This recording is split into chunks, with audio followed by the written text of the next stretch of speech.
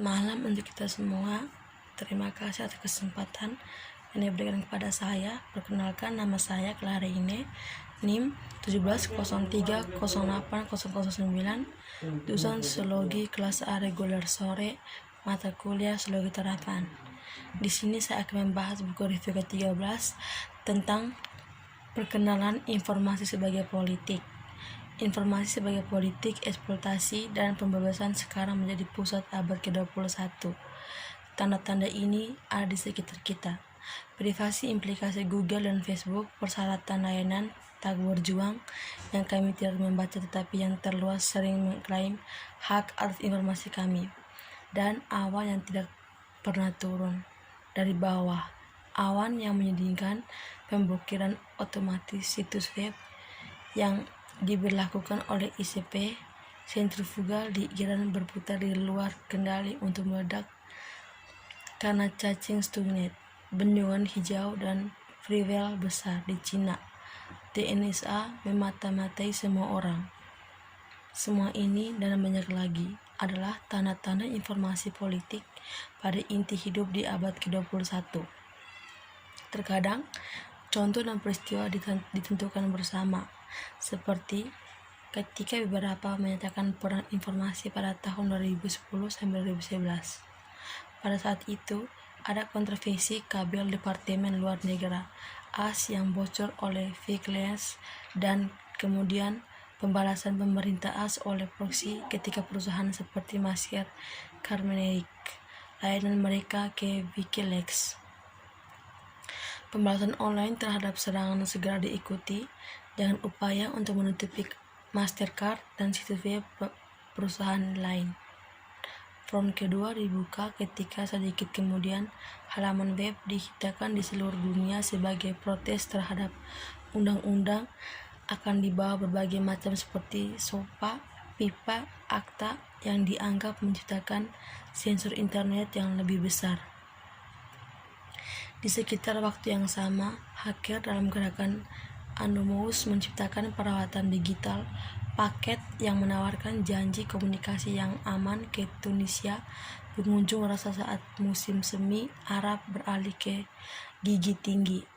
Pada tahun 2010 dan 2011, drum beats dapat didengar di balik peristiwa ini, memanggil hantu perang di bidang informasi. Dari John Perry Bellows menciak, pertama Infor serius sekarang terlibat. Bidang pertempuran adalah Wikileaks. Anda adalah pasuan Wikileaks. Barlow 2010. Untuk pernyataan anonim, ide itu memegah bahwa konflik di Inspire telah terlepas segera pertempuran bergabung. Serangan diluncurkan seperti Lucas, kampanye 50 hari Lush. Kekalahan yang ditimbulkan dan kemenangan diklaim. Sebuah menyatakan perang informasi adalah salah satu simbol dari kenaikan kepentingan politik informasi, tetapi bahkan tanpa perhatian tema bela diri sering diambil dengan berbicara tentang jaringan pencarian di media sosial. Hal ini dapat politik informasi menjadi publisitas yang diberikan kepada perangkat teknologi baru yang tertulis, Google Glass, iPhone terbaru, atau mungkin perdebatan tentang efek trolling dan bullying online. Kejahatan dunia maya yang besar mungkin disiarkan halaman depan situs web dan surat kabar. Diambil bersama-sama ini tidak hanya contoh dari masyarakat informasi, tetapi merupakan contoh dari munculnya antagonisme politik informasi. Saya berdebat dalam buku ini untuk pengakuan dan analisis jenis politik antagonis yang muncul dimanapun digital media dan benda budaya dikomunikasikan dengan kekuatan komunitif internet.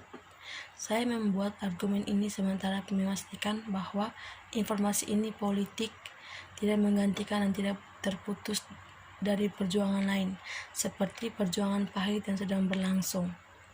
Modal dan tenaga kerja, revisi kehidupan di mana laki-laki dan perempuan both prudent and in which the freedoms and service are great raisement yang pulih ke abad ke-21 membuat skandal seperti pemberian etnis bagian dari kosakata kita, atau salah satu perjuangan yang melalui kita dapat menciptakan kebebasan kita atau tunduk. Klaim saya dan tujuan di balik buku ini adalah bahwa informasi telah menjadi salah satu konflik, eksploitasi, dan pembebasan sebagai bagian dari beberapa politik. Tak satu pun dari antagonisme politik ini menawarkan dinamika internet mereka.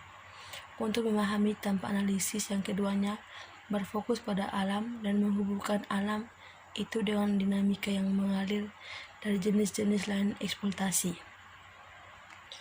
Kompositas analitik yang harus divigasi adalah abstrak kekuatan politik dengan cara yang kedua, menghormati kesusunan perjuangan tertentu, tetapi tidak juga kemudian berasumsi bahwa perjuangan ini adalah satu-satunya jenis politik atau merupakan bentuk dominan politik yang mengintegrasikan semua orang lain.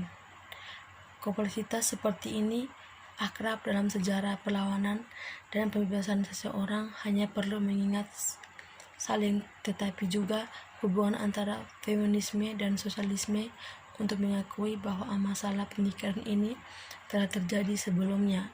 Ribot, Segal, dan Wainwright pada tahun 1979 secara abstrak memeriksa politik dari bentuk tertentu, eksploitasi dan pembebasan sehingga sifatnya dapat dipahami, dan kemudian menghubungkan alam itu kembali ke politik eksploitasi lainnya adalah langkah ganda yang diperlukan. Hanya dengan cara ini, kita dapat memahami arti infleksi mendalam dalam sifat informasi dan eksploitasi dan pembebasan yang telah dikerjakan oleh hubungan digital dan digital ke internet.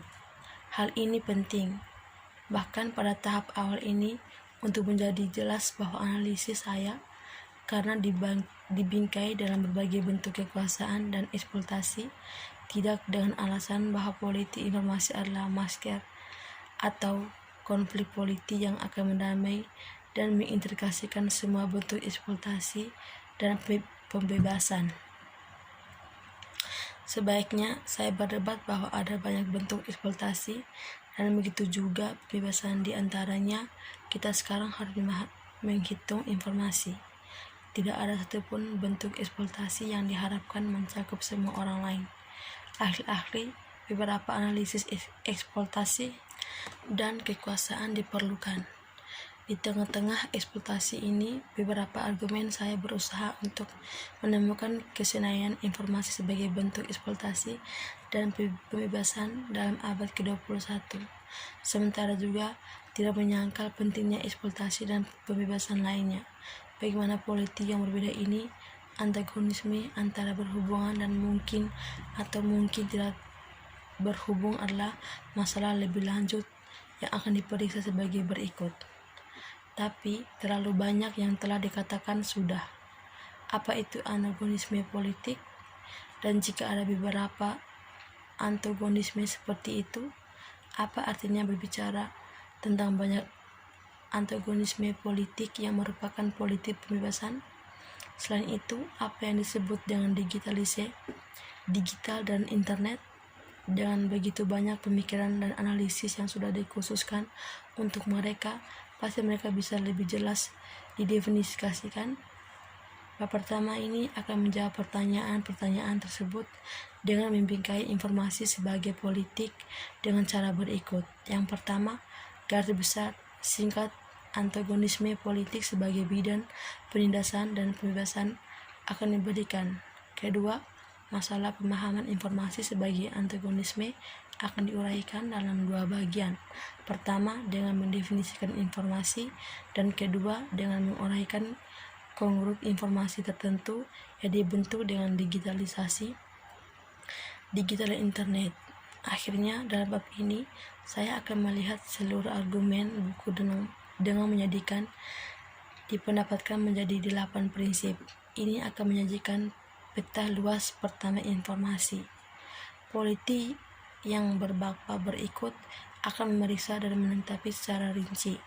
Dalam 4 bagian pertama, teori abstrak dinamika politik informasi diberikan di 3 bab yang menghubungkan konsep reklusi, perangkat dan jaringan, dan protokol.